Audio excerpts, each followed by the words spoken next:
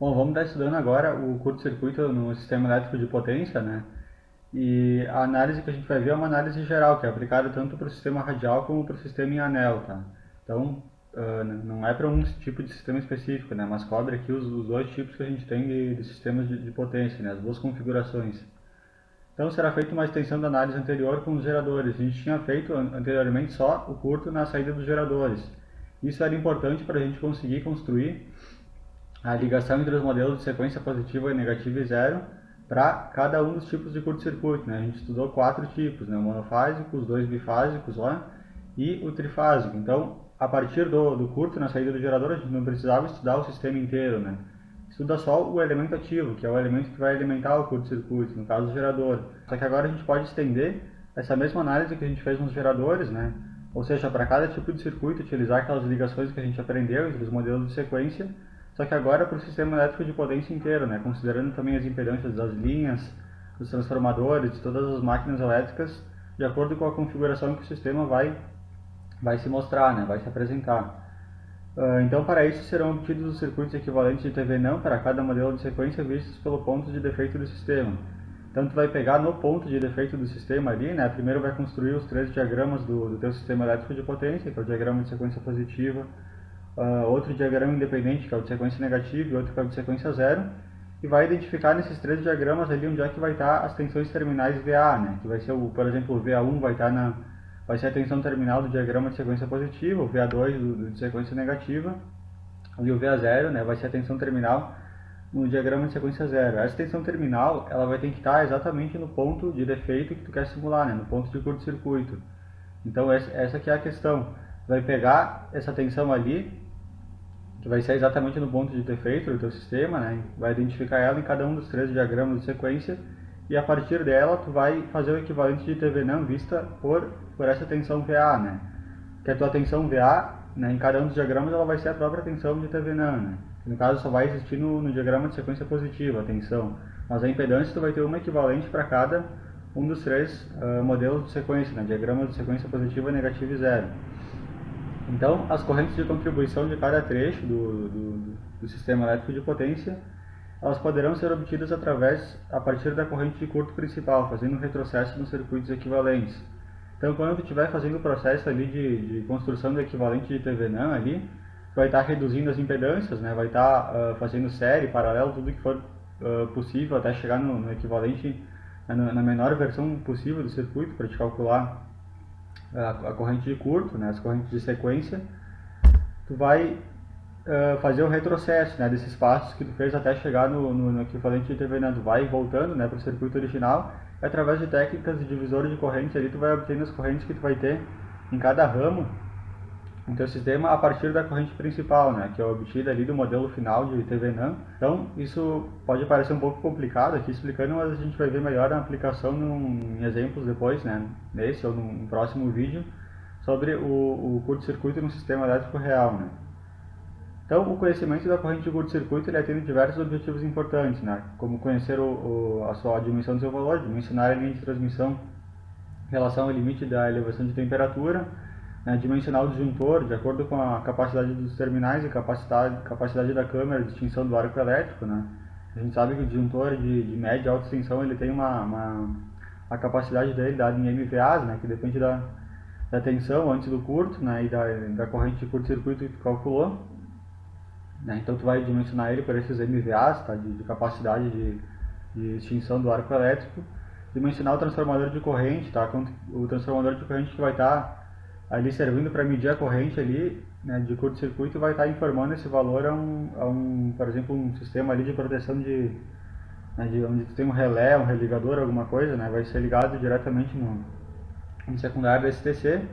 E é importante tu conhecer o valor correto, né, a ordem de grandeza, pelo menos correto do valor do curto-circuito, para garantir que o teu TC ele não sature, né, o transformador de corrente não sature, porque se ele for mal dimensionado, né, se tiver uma corrente elétrica muito acima do limite dele aqui, ele vai saturar e vai mandar um valor, né, vai ler um valor incorreto, né, do valor da corrente ali. Efetuar a coordenação dos relés ou religadores, né, isso é importante ali para proteção, né, fazer a seletividade deles, a conexão em pontos estratégicos.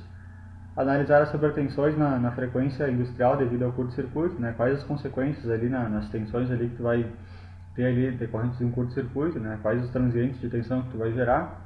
E conhecer tempos de atuação de relé, né? Tempos de eliminação dos defeitos, entre outros.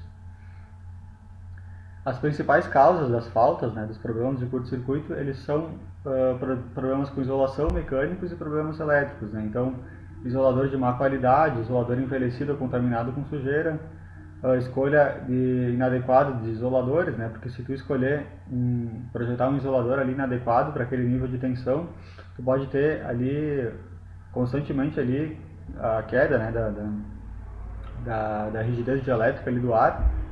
Aliás, a ruptura da rigidez dielétrica, tu vai estar abrindo arcos, né, de corrente elétrica no ar. Então tem que escolher um isolador adequado, né? E a gente sabe que quanto maior o nível de tensão ali que as linhas operam, geralmente o maior vai ser o porte, né? E o tamanho, o peso do isolador que tu vai estar utilizando. Problemas mecânicos, ação do vento, tempestade, neve, árvores, né? Problemas elétricos, descargas atmosféricas, sobretensão, ruptura, que pode causar ruptura dos isoladores, né? O isolador ele é projetado ali para aguentar uma determinada tensão, mas quando ocorre uma sobretensão muito alta, né? Esse pico pode causar a ruptura do isolador. Transientes de chaveamento também que ocorrem no sistema elétrico e sobrecorrente, né? Então aqui é um exemplo que mostra o que seria a falha no isolador. Mas tem um condutor aqui passando em cima desse isolador. Aqui tem o isolador propriamente dito, né, que pode ser algum material de alguma coisa em porcelana, em fibra, né, alguma coisa do tipo.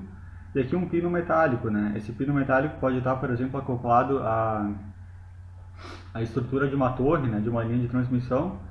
E no momento que ocorre um arco elétrico, tá, vamos dizer que ocorreu alguma descarga atmosférica na linha ou algum transiente de tensão causado por algum chaveamento, alguma coisa que elevou muito a tensão momentaneamente, né? Isso aí já é suficiente para criar um arco elétrico, para romper a rigidez elétrica do ar e causar um curto aqui pelo ar, fazer um arco aqui pelo ar e chegar aqui no pino metálico, né? Então esse curto aqui ele só vai se extinguir quando o sistema de proteção desligar, né, essa linha, porque depois que o arco se forma, o ar ionizado apresenta baixa impedância, né, por isso a corrente do curto ela vai conseguir se manter, né, mesmo depois na tensão normal aqui, né, do sistema, depois do pico de transiente, porque aqui a resistência já baixou, né, a rigidez elétrica já foi rompida, e só depois que essa linha aqui, que essa fase aqui for desligada, né, aí esse arco vai se interromper e quando ela vai voltar na tensão normal, né?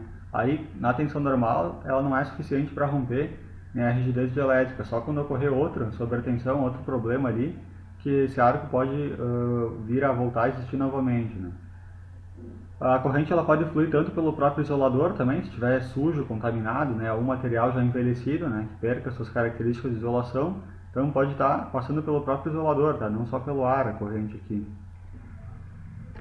Aqui só dentro do setor elétrico, do sistema elétrico de potência, a gente tem a parte de geração, de distribuição aqui, né, depois das subestações e a parte de transmissão, né, a gente tem aqui a probabilidade, né, das ocorrências de um curto-circuito em cada uma dessas áreas do sistema. A gente vê aqui que na parte de transmissão a porcentagem é muito maior, né, justamente porque as linhas elas ocupam centenas de quilômetros, né, desde a geração até a distribuição, então a chance de ocorrer um curto com certeza vai ser maior onde tu tem a maior parte do sistema elétrico, né, que é a parte de transmissão. Então as linhas elas vão estar passando por diversos terrenos, né, diversos locais, né, que vão estar sujeitos às condições climáticas ali da natureza, né, tempestades, neve, ventos ali. Então elas ficam mais vulneráveis, né, do que a geração e a distribuição, né, que são mais protegidos, mais isolados. Então aqui a chance de ter curtos ela é muito maior, né. Aqui a porcentagem dos tipos de curto-circuito, né? A gente vê que o monofásico terra, né? Simplesmente caiu uma fase na terra, a probabilidade é muito maior do que ter esses outros curtos, né? O trifásico e os bifásicos, aqui conforme a gente vê nessa tabela, né? Mais uma definição ali para os curtos-circuitos é o curto permanente e o curto temporário. O curto permanente, após a atuação da proteção, o fornecimento de energia elétrica só será restabelecido, né? Depois da intervenção humana, né, de chegar alguma equipe de manutenção, porque se, por exemplo, rompe um fusível, né, algum dispositivo ali que interrompe completamente a passagem da energia elétrica, então esse defeito ele tem que ser arrumado, né, e só após a intervenção humana, alguma equipe de manutenção chegar, trocar o que tiver que trocar na rede, é que a energia vai se restabelecer. Já o curto temporário, né, o sistema atua na intervenção do curto e se restabelece automaticamente. Então a gente tem ali sistemas com religadores automáticos, né, desligam ali no caso de um curto-circuito e vão estar depois religando o sistema ali e restabelecendo a energia, né, normalmente. A porcentagem de curtos monofásicos, né, considerando aqui porque eles são os que mais ocorrem, que nem a gente viu, se a gente separar eles em permanente e temporários, os temporários eles são muito maiores, né? Então, em condições ali onde, por exemplo, o vento ou acaba encostando as linhas ou algum galho, né, acaba encostando momentaneamente ali entre as duas linhas, isso vai causar esses curtos temporários ali. Então, por isso que a chance deles ocorrer aqui são muito maiores, né?